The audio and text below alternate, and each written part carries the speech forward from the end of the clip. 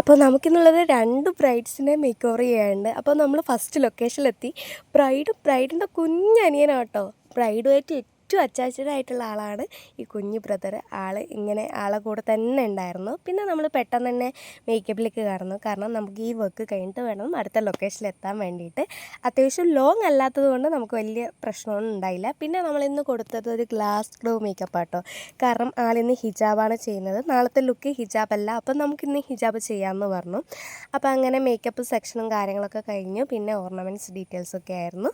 പിന്നെ അവിടുന്ന് നമ്മൾ വെള്ളമൊക്കെ കുടച്ച് നേരെ അടുത്ത ലൊക്കേഷനിൽ പോയി. നല്ല മഴയും കൂടെ ഉള്ളതുകൊണ്ട് നമുക്ക് വീഡിയോസ് അധികം എടുക്കാൻ പറ്റിയില്ല. അടുത്ത ലൊക്കേഷനിലെത്തി ബ്രൈഡ്സിൻ്റെ ഓരോ കാര്യങ്ങളൊക്കെ ചോദിച്ചറിഞ്ഞു. പിന്നെ നമ്മൾ നേരെ മേക്കപ്പിലേക്ക് കടന്നു. കുറച്ച് വീഡിയോസ് മാത്രം നമുക്കിവിടെ അപ്ലോഡ് ചെയ്യാൻ പറ്റിയിട്ടുള്ളൂ. Okay bye.